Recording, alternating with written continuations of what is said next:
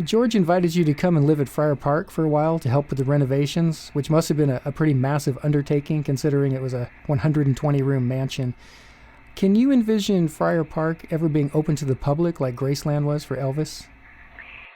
It's so anti-George to do that, but who can tell? I mean, I doubt it's something Olivia would do, but you never know. Danny may decide that it's something he wants to do. It's a very difficult house, I found. I'm sure Olivia and Danny don't feel this way, but I felt it was a very difficult house to live in and call home.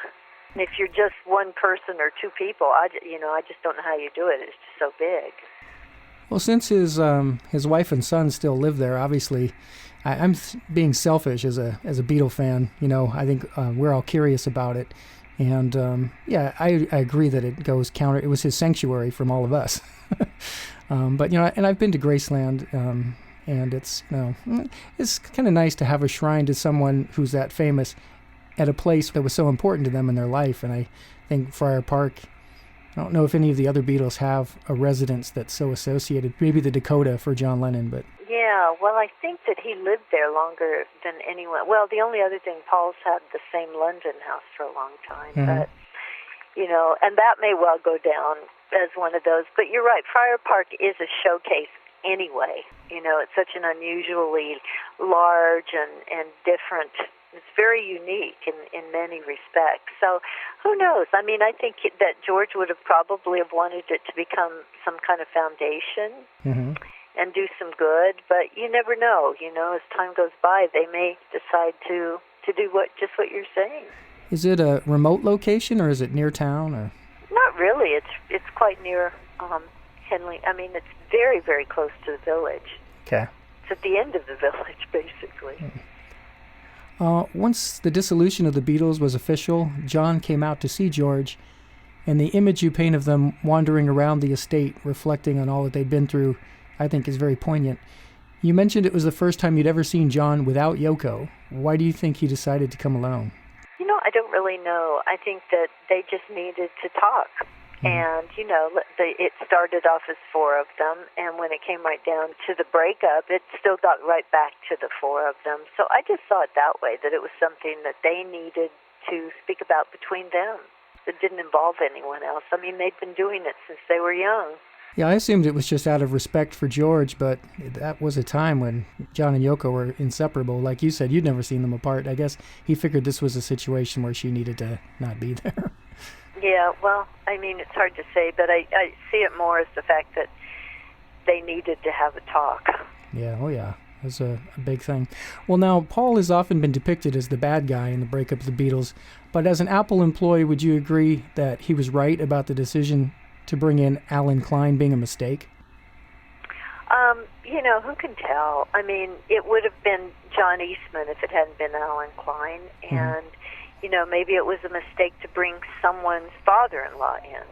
Who's good. To know? Very good point. That's really what it came down to. Is it going to be Paul's in-laws running it, or is it going to be some guy? And they're both from New York, who's to say whether it was or wasn't, really? But one positive result of the breakup of the Beatles was that it allowed George to release his classic triple album, All Things Must Pass, and your job on that project was to type up his lyrics from his handwritten notes. Do you still have any of those? No.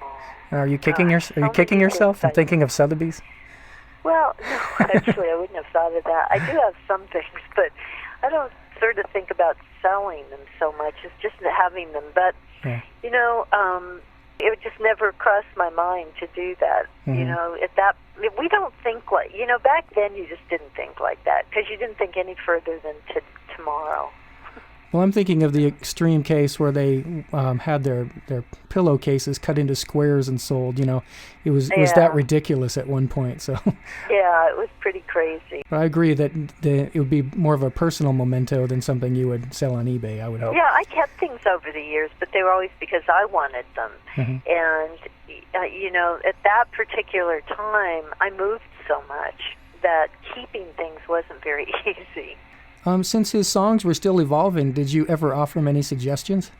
What, on songs to write? When he gave you the lyrics and you typed them up, did you ever say... Are you kidding? right? Did you ever say, "Hey George, what about this or that"? He's never No. presumed. Never even crossed my mind, Dan. Yeah. Never. I was very good at typing. Mm-hmm. I could type up a storm, and that's where I needed to be. You said hearing George sing around the house sounded a lot better to you than any of the recordings he released. Do you think George would have agreed? I don't know if he would agree, but I think that just hearing a naked voice and a guitar is always special, than once you're hearing it taped with, all kinds of other instruments around it and sound, different sound additions. It was he had such a pure voice, and just always loved hearing him sing live. You eventually moved back to L.A., and one day he called you from Malibu to invite you to come hang out with him, and when you got there, he had quite a surprise for you. What was that? He had written a song that he named after me. Mm-hmm. Let's put it that way. It certainly wasn't necessarily for me. I mean, it was as for me as anything can be, but it wasn't about me, so to speak. So he wrote a song called Miss Odell. When I was driving over here to the studio, I listened to the song, and I may be right, I may be wrong, but I got the impression he was either watching the news on TV or reading the paper, and he was really bored with it, and he would have rather been hanging out with you, and that is the message I get from the song. Yeah, that's kind of the fact. Well, Miss Odell was the B-side of the single Give Me Love, Give Me Peace on Earth, which hit #1 in the U.S., so your song was definitely heard by a lot of people. But you mentioned that you had mixed feelings about it, because on the one hand, who wouldn't want to be immortalized by one of the Beatles, but on the other hand, you were a little concerned his wife might get the wrong idea. But usually if somebody writes a song, it's a romantic song. Uh-huh. This was not a romantic song. But of course, you'd been friends with Patty for so long, she must have trusted you implicitly at that point. So actually, what she said is she understood how important it would be. She was very pleased by it. And she was happy for you about the tribute. Mm-hmm. Yeah, well, that's good then. Win-win-win. If George would have written a song with a name that she didn't recognize, maybe it would have been a little different. Could have been different. At least she knew who it was about. Right. Well, you helped George organize the concert for Bangladesh, which I'm sure was very satisfying for everyone involved. But my favorite part of that story was hearing about who was hitting on you at the after party. Oh, who was that? Andy Williams? That's something I did not expect to see. I don't want to create the impression this is strictly a Beatles book. We're just sort of going through it chronologically, and there are a lot of other people in it, but Andy Williams wasn't a person I expected to pop up in your story. So yeah, me either. Well, in 1971, the Rolling Stones came to Los Angeles and hired you as their personal assistant. Your first assignment was finding them all places to stay while they were in town. How fun was it to go mansion shopping with a rock star's budget? Well, it's always nice to go look for houses you can't afford. Well, it sounds like you found some amazing places. Yeah. They asked you to type up the lyrics for the Exile on Main Street album and check them for accuracy. I get the impression you didn't particularly enjoy that assignment. Did they give you a draft of the lyrics or just expect you to figure them out by ear? No. The hard part was that I had to listen to the record and take the lyrics off of the acetate. Right, and the demo records, and that was not easy. Mick is not always the easiest guy to understand. Did they just not remember what they said, or they just didn't have a sheet for you? They had to have the lyrics to turn in and to the record company, I see. and they just I think they recorded a lot of the songs over. I mean, a lot of Exile was recorded in France, so my guess is they had lyrics, but they didn't have them all there, as I recall. So, and then some of it was I had to take the lyrics that we had typed up and go back over it and compare it to the record. Believe it or not, that's how we did things back then. Well, when they went out on tour in 1972, you were told there was no role for you, but Mick Jagger did find a way to get you on the tour. How did he manage that? He just called and asked me if I'd pick his costumes up at the airport that had been sent from London and bring them to Chicago. So instead of having it shipped to him in Chicago, he had it shipped to you in Los Angeles so you could bring them to Chicago. Well, there was for sure it was going to get there if it went to L.A., where there was no guarantee it would get to where he was. So I see. That was a valuable package. One of your jobs on the tour was to round up all the wives and girlfriends and get them to the limousine so everyone could leave right after the show. And what was your cue for doing that? Jumpin' Jack Flash. If that was the second to the last song, what was the last song? God, I have no idea. I was never there when the last song played. I was going to say, so if you ever heard that song and Jumpin' Jack Flash was over, you knew you were running behind. I knew that. Yeah, it was like that was the clue, and I quit listening after that. I'm sure we didn't. Well, actually, we did. We always left before every show early. So unless there was a double show, and then I just don't remember. I just don't remember. Well, after that, you worked on the Crosby, Stills, Nash & Young reunion tour, which you describe as a dysfunctional gathering of egos. It's a very entertaining... Bless their heart. Yeah. People really need to read that chapter. It's very entertaining. But what I took away from it was that was when you really learned what was involved in running a major tour and got a lot of valuable experience for the years to come. That was absolutely correct, because that was the first real tour that I was, part of the tour personnel and first tour manager position. And even though I worked with a lot of other people, it was hard work. And I found that out. I found out that for the first 4 days, you are running on empty. And then you get used to it, and you don't realize you're on empty anymore. They had some ingenious methods for smuggling their drugs through customs. And let's leave that alone and let people read about that and move on to George Harrison's North American tour in 1974.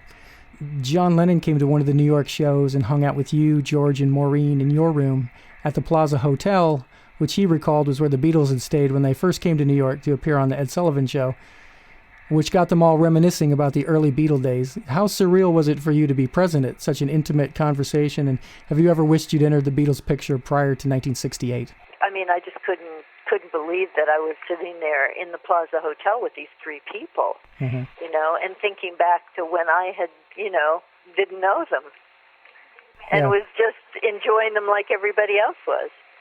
Yeah, it would be sort of like a fan's dream to be in an intimate environment like that. But you did show up in 68 and, were really privileged to be in their story at all, I guess. But did you ever wish maybe you'd been around for Pepper or for Revolver? Or Not really. I probably wasn't ready.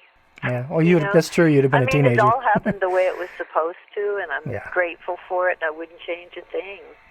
At one of George's concerts, you were sent into the crowd to offer VIP backstage passes to a couple who clearly did not want them. Who was that couple? Paul and Linda. In disguise. In disguise. You're blowing it for us, Chris.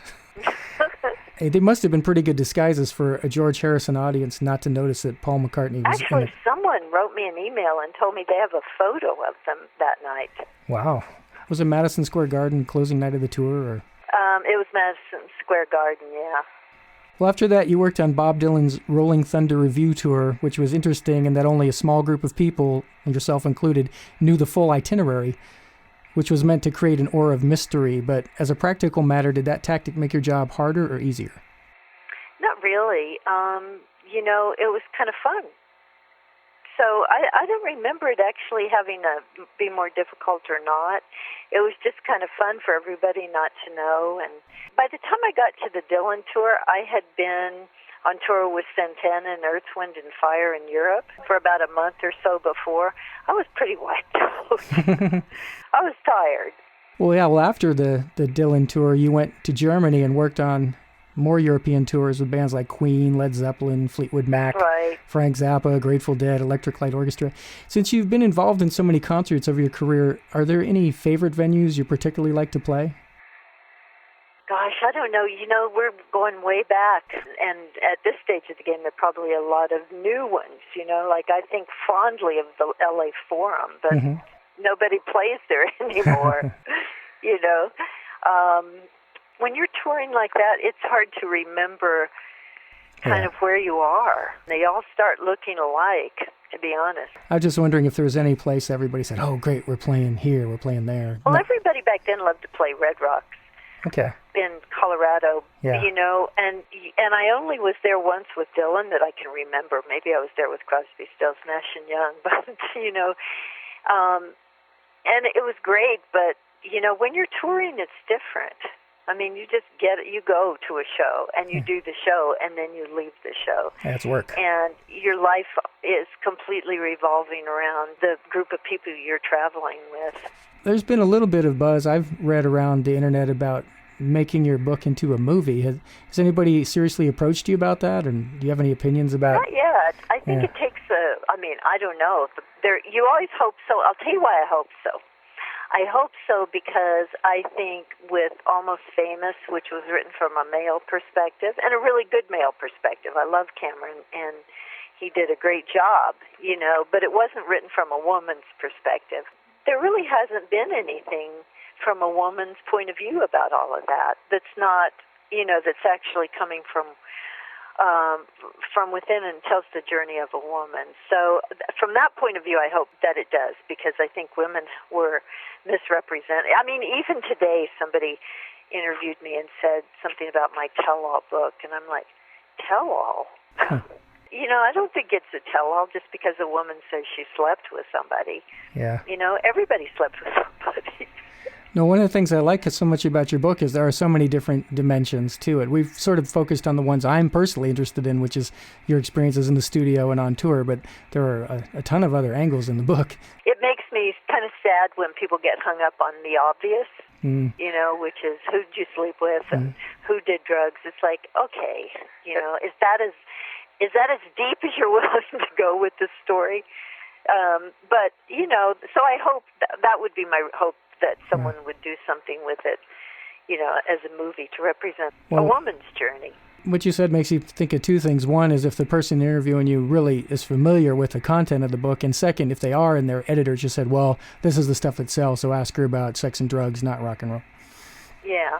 Has exposing your life story to the public been cathartic for you, or has it caused you some anxiety? Writing the book was extremely cathartic because there were some difficult things to write about. Some things that were really hard for me to write about. So that was, there were things about that. The book coming out was, anytime you've got your story out there, it's always, you then become public fodder. Mm-hmm. Yeah. So, that was weird for me because I've lived a pretty private life. But you've got some positive reviews, though, I know. So that must make you feel good. Yes, actually, all of the serious reviews have been really, really good. The only times that people have written things that I was really not happy about were in some of the magazines that, like some of the more gossipy newspapers. We know what you mean. Yeah, you know what I mean. In this day, anybody can stick their opinion on Amazon or whatever and have it published to the world. My own take on your book is this. We all know what it's like to be a fan of the Beatles, but your book gives me a very vivid sense of what it was like to be a friend of the Beatles. And they're so legendary in our culture that it's kind of hard not to deify them. But in your book, you really humanize them, and it reminds us that while they're extremely creative and talented people, in the end, they were just people. Yeah, that was my hope, is to make them more real, because that's what they were to me, I think that, maybe they don't like being humanized. I don't know, but I thought it was a good thing. Well, you had mentioned in the book that many times you would see a Beatle walk into a room and the vibe of the room would change for the better. And, that was quite a power to have, but I didn't get the impression any of the four of them were really impressed with their own fame or fame in general. I even think of John Lennon's song he did with David Bowie called Fame. So did you get that sense? I think they saw it for what it was, each of them, but you can't live your whole life in that light and not be tainted somewhat with your perspective of what things are like. It's impossible. I think anybody who's lived with fame from the time they were just a young person, is going to have that problem. So, I think they've done a good job with it. Well, plus they had really an unprecedented fame, and when they came out and really hit worldwide, nobody had really ever been that famous. Maybe Charlie Chaplin or somebody like that, but it was just nobody would have really been prepared to handle that. That's true. Once again, the title of the book we've been discussing is Miss O'Dell, My Long Days and Hard Nights with the Beatles, the Rolling Stones, Bob Dylan, Eric Clapton, and the Women They Loved. I strongly encourage everybody to read it and take advantage of this rare opportunity to hear the perspective of a true insider. Is the book only available in hardback, or are you now a paperback writer? Oh, good one. I'm going to be a paperback writer as of July the 8th, I think, the beginning of July. July 2010. Yeah, so Awesome. That's a good thing. I've wanted to be a paperback writer all my life.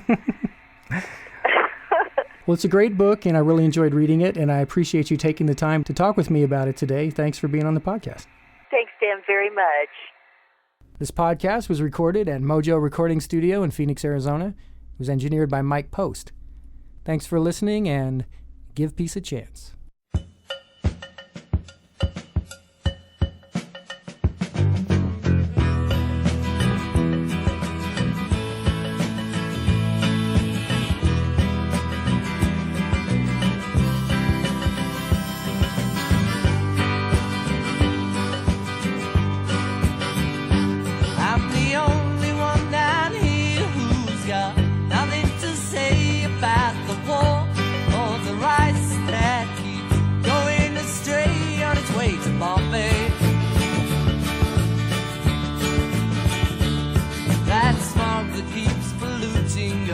Shores is boring me to tease. Why don't you call me Miss Odell?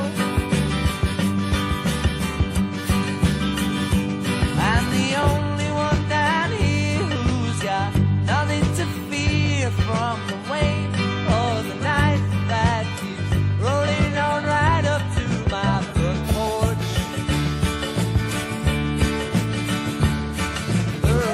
Players broken on the floor, and Benny can restore it. Won't you call me Miss Odell? I can tell you nothing new has happened since I last saw you. I'm the only one down here who's got nothing to say about the hip or the dope or the cat with most hope to fill more. That Persian shoving ringing on my bell is not for me tonight. Why don't you call me Miss Odell?